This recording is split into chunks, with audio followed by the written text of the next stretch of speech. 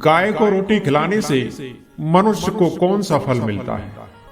गाय के किस अंग को स्पर्श करने से रोग नष्ट होते हैं?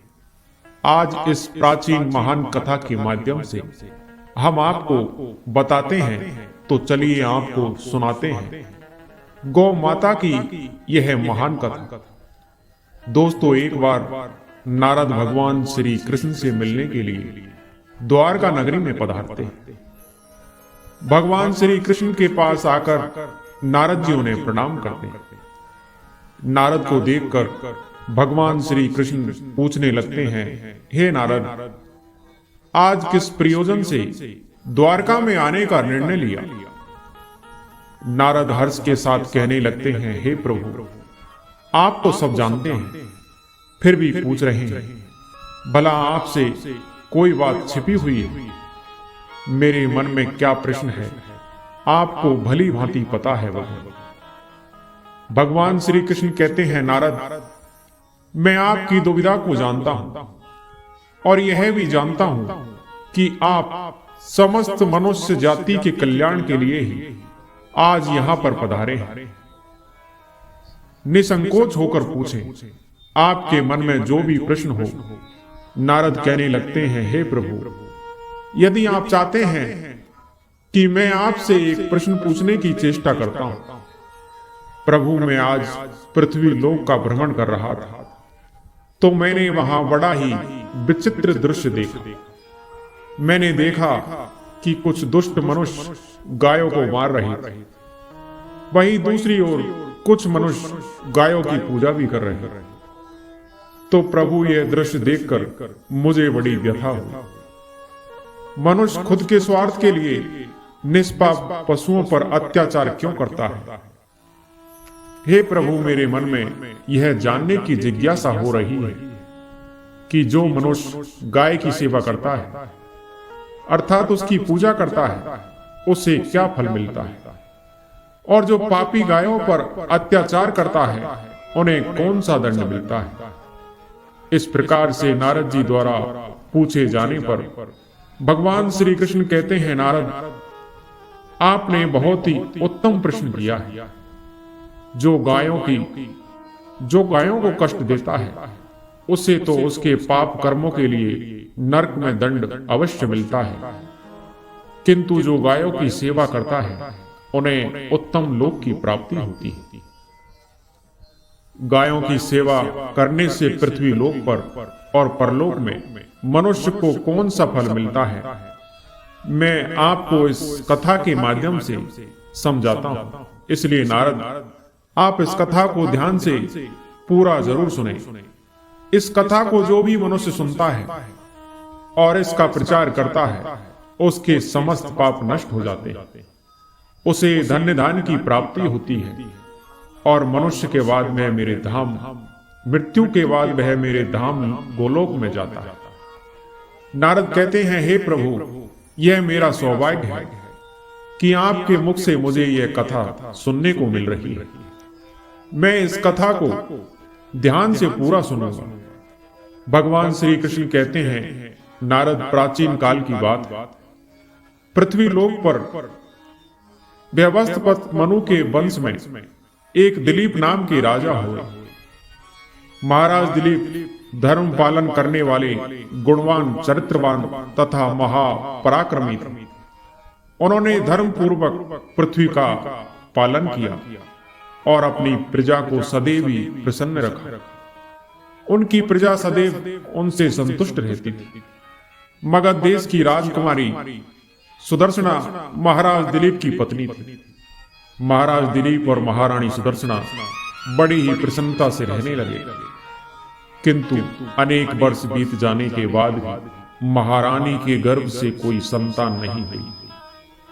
तब महाराज दिलीप एकांत में बैठकर सोचने लगे कि मैंने कभी कोई पाप नहीं किया है और मैंने सदैव ही धर्म के मार्ग पर चलकर ही सभी कार्य किए हैं, फिर भी मेरे किस दोष के कारण मुझे संतान की प्राप्ति नहीं हो रही। महाराज दिलीप हमेशा यही बात सोचकर दुखी रहने लगे। एक दिन उनके मन में एक विचार आया कि इस समस्या का समाधान केवल गुरु वशिष्ठ जी ही कर सकते हैं।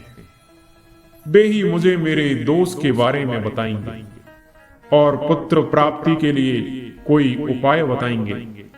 इतना सोचकर महाराज दिलीप अपनी पत्नी के साथ गुरु वशिष्ठ जी के आश्रम पर पहुंच गए।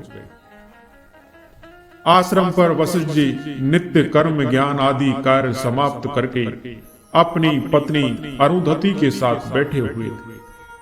उसी समय महाराज दिलीप रानी के साथ उनके पास जाते हैं और उनका दर्शन करते हैं। वशिष्ठ जी ने महाराज दिलीप का स्वागत किया और उनकी पत्नी अरुंधति ने महारानी का स्वागत किया और उनके कुशल मंगल पूछते हुए उन्हें आशीर्वाद दिया। वशिष्ठ जी महाराज दिलीप से कहने लगे, हे राजन, सब कुशल मंगल तो है ना? आप और महारानी का आज अचानक वन में मेरी कुटिया में पधारने का क्या प्रयोजन है? किस कारण से एक महान सम्राट को अपना राजपाट छोड़कर इस वन में आना पड़ा? इस माकू कुल के सभी राजा महाराज पुत्र उत्पन्न करके उन्हें अपना राज्य सौंपकर तपस्या करने के लिए वन में आते हैं, किंतु आप अभी भी जवान हैं। आपने अभी अभी राज्य का कार्यभार संभाला है। आपने अभी तक पुत्र भी उत्पन्न नहीं किया है। फिर आप ऐसे अपना राजपाट छोड़कर वन में क्यों चले आए? यह आप जैसे सम्राट को शोभा नहीं देता। फिर महाराज दिलीप कहते हैं, हे महर्षि, मैं आपके यहाँ पर तपस्या करने के लिए नहीं आया हूं। गुरुदेव, मैं आपके पास सहायता मांगने के उद्देश्य से आया हूं। कृपया आप मेरी सहायता कीजिए, मैं बहुत दुख में हूं। फिर महर्षि वशिष्ठ कहते हैं, हे राजन, आपके जैसे महान सम्राट को भला किस बात की सहायता चाहिए? आप तो स्वयं सभी की रक्षा एवं सहायता करने में सक्षम हैं। महाराज, मैं आपके पास यह जानने के लिए आया हूं कि किस दोष के कारण मुझे अभी तक पुत्र की प्राप्ति नहीं हुई है। कृपया आप अपनी दिव्य शक्ति से जानकर मुझे मेरा दोष बताइए और उस दोष के निवारण के लिए उपाय भी अवश्य बताइए। पुत्र के बिना मेरा जीवन व्यर्थ हो जाएगा, मुझे मुक्ति नहीं मिलेगी।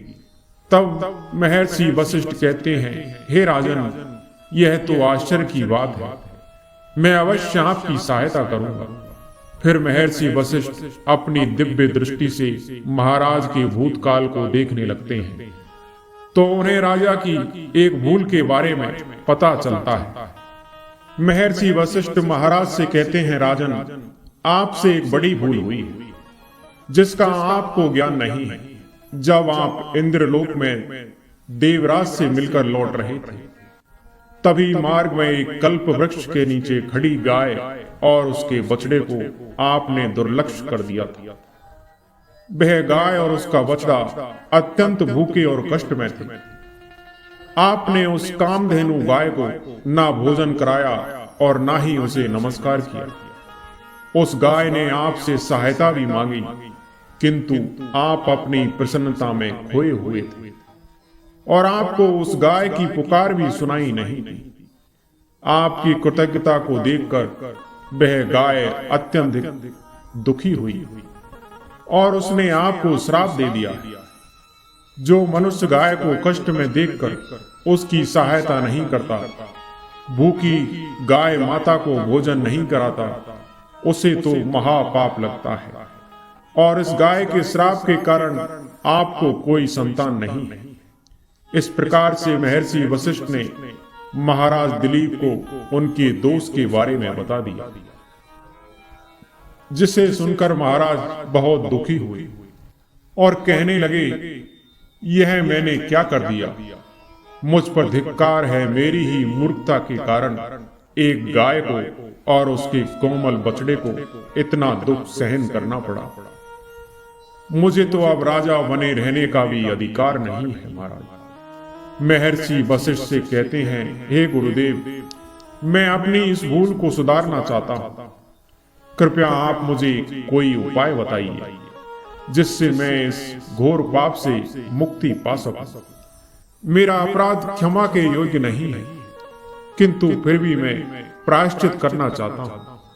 फिर महर्षि वशिष्ठ कहने लगते हैं, हे राजन, आप दुखी ना हो। इस दोष से मुक्ति का उपाय अवश्य है। आप मेरे आश्रम की नंदिनी नाम की गाय की सेवा करो। वह उसी कामधेनु गाय की पुत्री है जिसकी आपने सहायता नहीं की थी।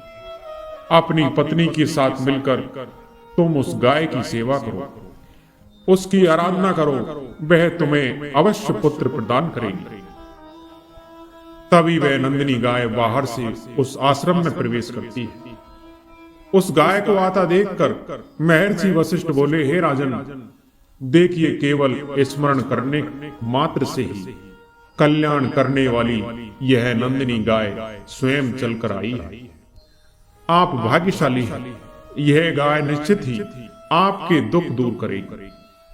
आप वन में इस नंदिनी गाय के पीछे पीछे चलकर इसकी सेवा करो। जंगल में रहने वाले पशुओं से इसकी रक्षा करो और आश्रम में लौट आने पर रानी सुदर्शना इस गाय की सेवा करे। इससे प्रसन्न होकर यह गाय तुम्हें निश्चित ही पुत्र प्रदान करेगी। फिर महाराज ने महर्षि वशिष्ठ को वचन दिया और फिर दूसरे दिन सुबह महारानी ने गाय की पूजा की और महाराज उस गाय को चराने के लिए वन में लेकर गए। जब वह गाय चलने लगती है तो महाराज उसके पीछे पीछे चलते, इधर उधर से हरी हरी घास लाकर उस गाय को खिलाने लगते हैं। जब वह गाय किसी वृक्ष के नीचे बैठती है तो महाराज भी उसके साथ बैठकर विश्राम करते हैं। महाराज उस गाय के शरीर से डांस और मच्छरों को हटाते हैं और अपने हाथों से उसके मस्तक को सहलाते हैं। इस प्रकार से महाराज कई दिनों तक उस गाय की सेवा में लगे रहे। जब शाम हुई तो महाराज उस गाय के साथ आश्रम में लौट आते। एक दिन आश्रम में पहुंचते ही उस गाय ने अपने खुर से महाराज पर धूल उड़ाई, जिससे महाराज का शरीर पवित्र हो गया और उसके सभी पाप नष्ट हो गए। फिर महारानी सुदक्षिणा ने आगे आकर नंदिनी की अगवानी की और विधि पूर्वक उस गाय का पूजन किया तथा बार बार उसके चरणों में मस्तक झुकाया। फिर उस गाय की प्रदक्षिणा करके हाथ जोड़कर वह उसके आगे खड़ी हो गई।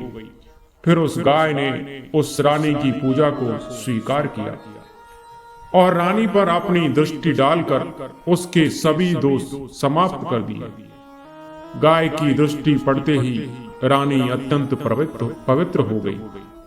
इस प्रकार से महाराज दिलीप को उस नंदिनी गाय की सेवा करते हुए 20 दिन बीत गए। फिर 21वें दिन महाराज जब गाय को लेकर वन चले गए तो वह गाय चढ़ते चढ़ते हिमालय पर्वत पर चली गई और महाराज भी उसके पीछे पीछे चले गए। वहां पर उस पर्वत पर खड़े होकर महाराज उस हिमालय पर्वत की सुंदरता को निहार रहे थे। इतने में ही एक शेर ने आकर उस नंदिनी गाय को बलपूर्वक दबोच लिया और राजा को इस बात का पता नहीं चला। उस शेर के चंगुल में फंसी नंदिनी ने दयनीय स्वर से बड़े जोर से चीख कर आवाज लगाई, महाराज मेरी रक्षा करो, महाराज मेरी रक्षा करो। जैसे ही महाराज ने उस गाय की पुकार सुनी तो उन्होंने देखा कि एक भयंकर शेर ने उस गाय को दबोच लिया है और उस गाय की आंखों से आंसुओं की धारा बह रही है, जिसे देखकर महाराज व्यथित हो गए और उन्होंने तुरंत ही अपना बाण निकाला और धनुष की डोरी पर रखा और उस शेर पर वार करने के लिए प्रत्यंचा खींची। उसी समय उस शेर ने महाराज की तरफ देखा। उस शेर की दृष्टि पड़ते ही महाराज का शरीर स्तंभ हो गया, उनकी शक्ति क्षीण हो गई, उनका सारा बल नष्ट हो गया। अब उनके अंदर उस बाण को छोड़ने की भी शक्ति नहीं रही। फिर वह शेर महाराज से बोलने लगा, राजन, मेरे ऊपर प्रहार करना तुम्हारे बस की बात नहीं है, क्योंकि भगवान शिव मेरी ही पीठ पर पैर रखकर नंदी पर बैठते हैं। इसलिए तुम मुझे कष्ट पहुंचाने की चेष्टा मत करो और यहां से लौट जाओ। विधाता ने इस गाय को आज मेरा ग्रास नियुक्त किया है, इसलिए तुम इसमें दखल मत दो। मैं जानता हूं तुम सूर्य वंश में जन्मे हुए राजा दिलीप हो। इस हिमालय पर्वत पर भगवान शिव की बड़ी माया फैली हुई है, इसलिए तुम तुरंत ही यहां से निकल जाओ। फिर महाराज दिलीप बोलने लगते हैं, सिंहराज कृपया आप इस गाय को ना मारें। यह महर्षि वशिष्ठ की संपूर्ण मनोरथों को पूर्ण करने वाली नंदिनी गाय है। इसकी हत्या करने पर तुम्हें महापाप लगेगा। गुरुदेव ने मुझे इस गाय की रक्षा और सेवा करने का आदेश दिया है। इस गाय का एक बछड़ा भी है जो घर पर इसकी राह देख रहा है। मैं इस गाय को मरने के लिए छोड़कर नहीं जा सकता। तुम पर भगवान शिव की कृपा है, इसलिए तुम्हारे हाथ से इस गाय को छुड़ाना मेरे लिए संभव नहीं है। इसलिए हे सिंहराज, मेरी आपसे विनती है कि आप इस गाय को जीवन दान दो। इस गाय के बदले मैं तुम्हें अपना शरीर समर्पित करता हूं, जिससे तुम्हारी भूख भी शांत हो जाएगी और इस गाय की रक्षा भी हो जाएगी और मेरे वचन का पालन भी हो जाएगा। साथ ही गौरक्षा के लिए प्राण त्यागने से मुझे उत्तम गति की प्राप्ति होगी। इतना कहकर महाराज उस शेर के सामने हाथ जोड़कर बैठ गए और आंखें बंद की। फिर अचानक से उस राजा के कानों में स्वर सुनाई पड़े, बेटा उठो, मैं तुम्हारी सेवा से अत्यंत प्रसन्न हूं। यह सुनकर महाराज उठ खड़े हुए और उन्होंने अपने सामने उस गाय को देखा और वह शेर कहीं दिखाई नहीं दे रहा था। तब वह नंदिनी गाय राजा दिलीप से कहने लगी, राजन, मैंने ही अपनी माया से शेर का रूप धारण करके तुम्हारी परीक्षा ली। यमराज भी मुझे पकड़ने का विचार नहीं कर सकते। मेरी रक्षा के लिए तुम अपने प्राण देने के लिए भी तैयार थे, इसलिए मैं तुम पर बहुत प्रसन्न हूं।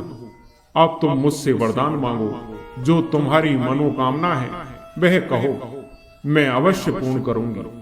महाराज दिलीप कहते हैं, हे गौ माता, मेरे मन में जो इच्छा है आप अवश्य जानती होंगी। कृपया मुझे पुत्र प्रदान कीजिए, मेरी यही कामना है। फिर उस नंदिनी गाय ने कहा, बेटा, तुम पत्ते के द्रोण में मेरा दूध लेकर उसका पान करो। इससे तुम्हें अत्यंत बुद्धिमान और गुणवान पुत्र की प्राप्ति होगी। महाराज दिलीप कहने लगे, हे माता, इस समय पर मैं आपके मधुर वचन सुनकर ही तृप्त हो चुका हूं। अब आप मेरे साथ आश्रम पर चलिए और मैं आपकी पूजा आराधना करके तथा मेरे अनुष्ठान को पूरा करके आपके अमृत समान दूध का पान करता हूं। उसके बाद महाराज दिलीप उस गाय को लेकर आश्रम चले गए। आश्रम में पहुंचने पर महारानी सुदर्शना ने आगे जाकर उस गाय का पूजन किया। तब उस गाय ने कहा, हे महारानी, आप मेरी पीठ को स्पर्श करें, इससे आपको अत्यंत गुणवान, बलवान और विद्वान पुत्र की प्राप्ति होगी। फिर महारानी ने गाय की पीठ को स्पर्श किया।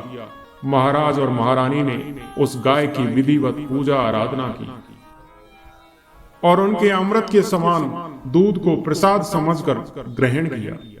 उन दोनों की प्रसन्नता देखकर महर्षि वशिष्ठ कहने लगे, हे राजन, अब यह गाय तुम दोनों पर प्रसन्न है।